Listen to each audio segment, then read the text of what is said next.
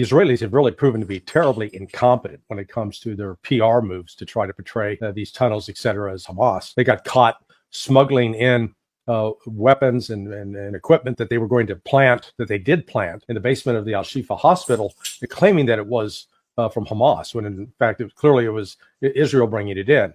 They did a couple of other videos where there were inconsistencies or things that they claimed turned out not to be true. Or they pointed, for example, here's a tunnel, and it turns out it was a well, that had been there long before. The PR side has failed. The intelligence side has failed as well. They keep claiming that they know exactly where the hostages are, but they don't get them.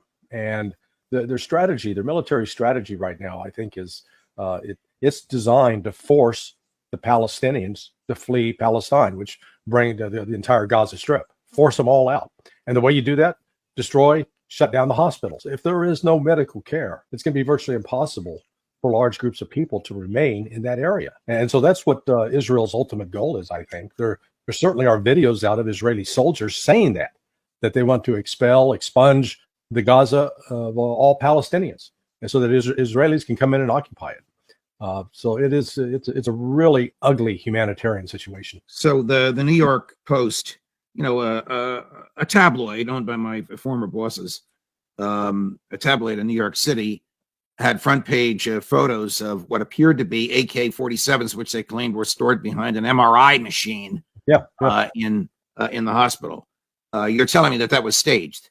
Oh yeah, in fact, there's video evidence that it was staged. So the blonde-haired guy that's doing the tour in the first video comes up and points to, look here, and you can see one AK, and you see a box with foam, packaged foam around it, yellow foam, and he points to it.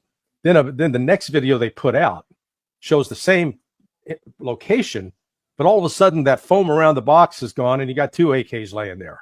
So they were staging this. That's pure and simple, because what they're showing it's not even down in the depths of a tunnel. This was like in the basement, and Israel knew about it because they built it in 1983. So they knew exactly where it was. They knew exactly what was down there. And then in that same video, the guy points to these cameras, saying, look, Hamas blocked the cameras. They weren't functioning. And then the other videos come out showing, in fact, the cameras were working. So, Israel they've lied about everything from the beginning. They lied about the beheading of babies. They lied about the rape of women. And they tried to cover up the fact that their own helicopters killed their own citizens, a significant number of them. Would Mossad have said to the military, Hamas is not there. It's not their control and command. So do what you want and say what you want, but don't make us look ridiculous. Well, I don't know what kind of communications are going on. What we have heard in the reporting is that there's a split, a division within the Israeli cabinet, and some of the ultra-right hardliners are very upset with Bibi and wanting to push him out. So we'll see if that's true or not. Israel is in a tough political situation, because while they've tried to use the old meme of we're David, the Arabs are Goliath, they're killing us, poor innocent Jews, therefore the world rally to our side, that message is not working this time. It's the exact opposite. Israel is being portrayed in the social media as the bully. They're the ones killing babies. They're the ones killing women. And it is horrific images that are every day going out around not just the Arab Muslim world, but the global South. The world is seeing it, and even in America, people are seeing it and recoiling at what they see. Does the Netanyahu government really believe that the cause of all the deaths in Gaza is Hamas rather than the IDF? No, they know better. They don't care. There's I posted a video over the weekend of an Israeli professor, a woman. Her daughter was killed in a terrorist bombing, so it's not like she is sympathetic towards Hamas and Hezbollah. But she described in detail that the propaganda that Israeli children are subjected to from the very, starting in kindergarten, is the kind of stuff that the Nazis used about Jews, portraying Jews with particular images that were grotesque and stereotypical. And that Israel is, in fact, doing the same thing with Palestinians. For example, portraying them as only being camel jockeys, that kind of thing. And she said, you dehumanize people in that way, so it's easier to kill them. And she thinks that Israel, again, her testimony, her commentary, I thought was very moving and very insightful. What is the primary goal of this military incursion into Gaza? Is it the safe extrication of the hostages, or is it the the total degradation of Gaza? Degrade Gaza, make it unlivable for the Palestinians, force the Palestinians out so Israel can take it over. Ultimately, I think the concern is more about the gas oil deposits offshore that Israel will want to exploit, and to ensure that the Palestinians are removed, hopefully to Egypt and to the Gaza Peninsula, but away from Israel. That's ultimately what they're trying to achieve. Whether they can do that or not is still up in the air, because they are getting enormous diplomatic pushback, and the United States and Israel are finding themselves increasingly isolated on this issue. What are your thoughts on Joe Biden's piece in the Washington Post yesterday? Full-throated support for the government of Israel, which means full-throated support for what the government of Israel is doing in Gaza with American ammunition and weaponry, but at the same time, a sort of fanciful support for a two-state solution, which simply is not going to happen while this government is running Israel. Yeah, no, they're trying to placate both sides, and they know they're in trouble. The Anti-Defamation League (ADL) head was caught on audio tape recently, stating that there is a serious problem now in the United States as far as Israel's traditional support goes. In the past, you could count on it as maybe it was a right versus left thing, and he says it's no more right versus left. It's not Republican versus Democrat. It's old versus young. He says the young people are embracing and supporting Hamas, not Israel. They see Israel as the aggressor, as the bully. And there's a lot of video evidence out there to show that the Israeli Defense Forces, Israeli police routinely abuse people, not just Palestinian Arabs, also Jews. There's a video that came out over the weekend of Israeli cops attacking Orthodox Jews in Jerusalem, just beating the tar out of them with nightsticks. So for what? And these people weren't armed. It was just they were protesting. Mm-hmm. Before we go to Ukraine, you indicated animosity even in the cabinet and the Knesset toward Prime Minister Netanyahu. Is this animosity from the right that wants him to be more aggressive, or is this animosity from the left that wants him to be more temperate? Yes, it's both. That's a Larry Johnson answer. Yeah. That's a CIA answer. Yeah, it's two men in one. No, they're already the ultra right. In order to form a government, he had to make an alliance with the ultra right, which normally he wouldn't do, but he did it. And now they are being extremely critical of him for not going far enough, not pressing hard enough, not expanding the war into Lebanon against the Hezbollah. On the other hand, you have probably a plurality of Israelis who are on the left, the side of the political spectrum. Many of them are not religious Jews; they are Israelis, Zionists politically, and they hate Netanyahu. They sort of look at Netanyahu like Democrats look at Donald Trump. So it's that kind of divide, that kind of disgust. But the October 7th phenomena, where Israel feels that their survival was at stake, that brought them all together. They put all that politics aside for now, but those politics are going to bubble to the surface. We're going to take a break for a commercial announcement. When we come back, Larry, I want to explore your latest observations on Ukraine. Have the neocons finally recognized the inevitable, which we call reality? But first, this. Hi, everyone. Judge Andrew Napolitano here for Lear Capital. You all know that I am a paid spokesperson for Lear Capital because it's the right thing to do, because the government is regulating too much and printing too much money and reducing the value of everything you earn and everything you own. And the best hedge against this is gold and silver. That's what I've done. I know the folks at Lear. I trust the folks at Lear. I've worked with the folks at Lear, and I use their advice when it comes to my investing in gold and silver. You should do the same. Call them at 800-511-4620 or go to learjudgenap.com. You'll have a very nice conversation with a very knowledgeable person who'll send you literature to read, which you can review with your spouse and your financial advisor, and then you can call them back and decide what you want to do. Why Lear? Lear has 25 years experience and thousands of five-star reviews and a 24-hour risk-free guarantee. And when you have this conversation with the Lear representative, you'll find out if you can qualify for a $15,000 gold bonus. So call Lear now, 800-511-4620 or learjudgenap.com. Are some of the neocons slowly coming around, either fully or partially, to the realization that Ukraine has lost its battle against Russia? Yeah, no, they've all hit the panic button.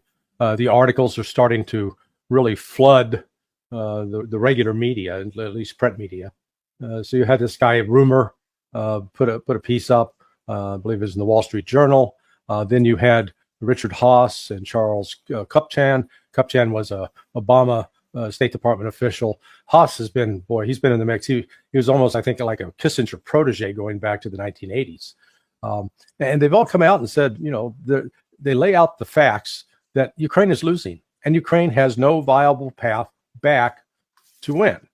And yet, in every one of these cases, what they propose as a solution is, I call it, the more cowbell strategy from the old Saturday Night Live skit, where, you had Christopher Walken come out every 3 minutes and say, hey, more cowbell. That's what this band needs, more cowbell. Well, the more cowbell here is keep doing the thing we've been doing that's not working. Let's send more weapons to Ukraine, but ignore the fact that they don't have enough men to man them, to fire them, to use them. And even if they did, they wouldn't be properly trained. Let's impose let's get a ceasefire with Russia, even though Russia knows that any agreement we make with them is not worth the paper it's written on. Let's isolate. Let's impose more sanctions on Russia, ignoring the fact that the sanctions right now have made Russia one of the strongest economies in the world. They're just reported 5% growth. And they make all their own weapons. They don't need anything from the West. And so these guys, they're really in a fantasy land, in a delusion. They cannot come to grips with the fact they've lost. Ukraine's lost, NATO's lost, and they're going to have to deal with Russia. And they don't want to deal with Russia. All they want to do is demonize Putin, divide Russia up, and take all the natural resources that the world is lusting after. Don't they recognize that time is on Putin's side? Yeah, no, they don't. Yeah, but you're absolutely right. Time is on his, he's in no rush. The Russians are happy to sit there and grind the Ukrainian military into dust, because in the process, they are decimating NATO.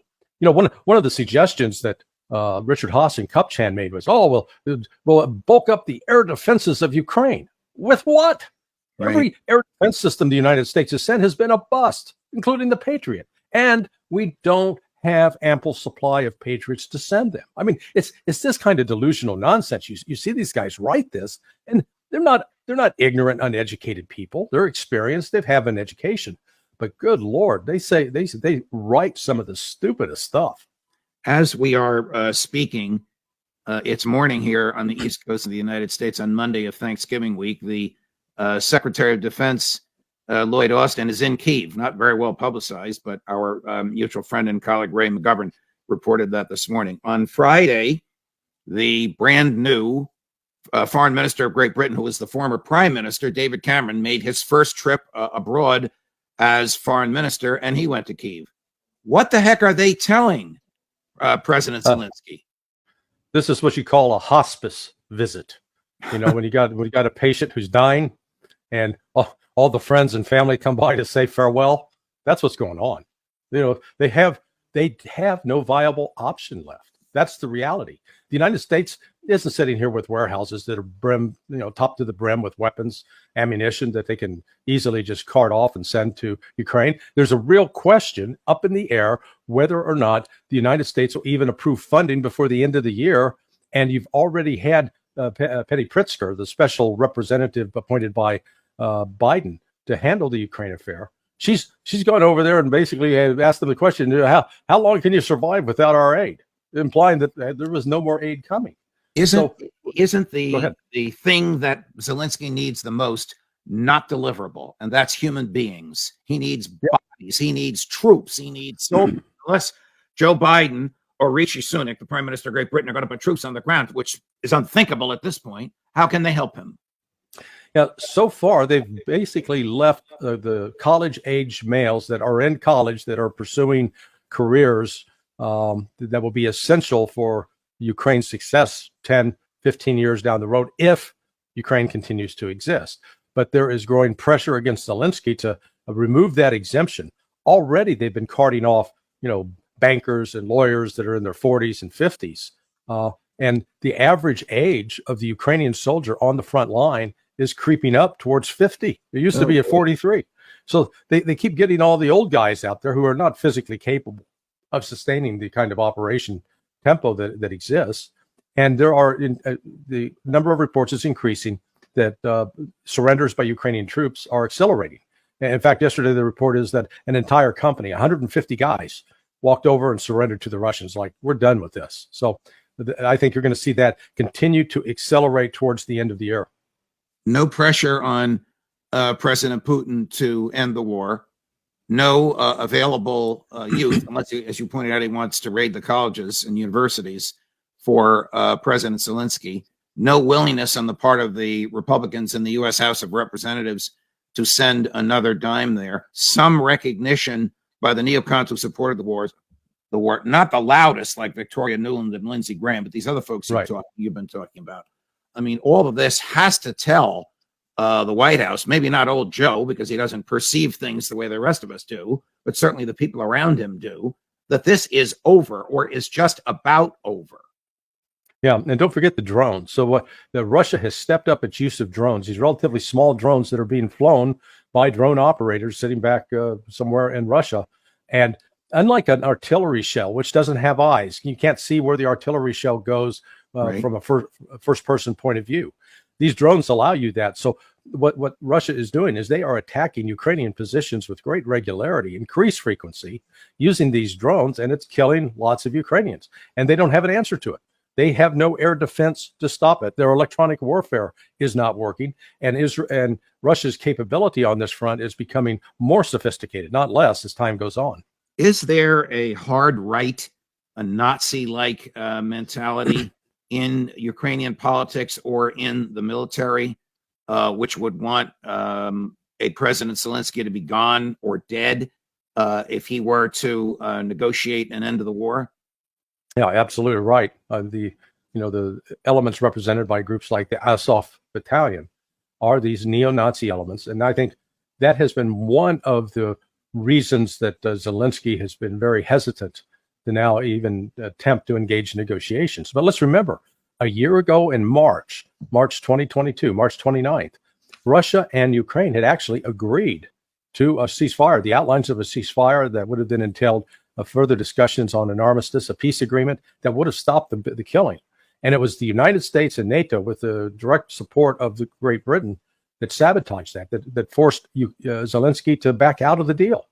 And at the time, as a show of good faith, President Putin ordered the military, who had surrounded, they were positioned north of Kiev with a massive 24-mile-long column of tanks and trucks to go into Kiev.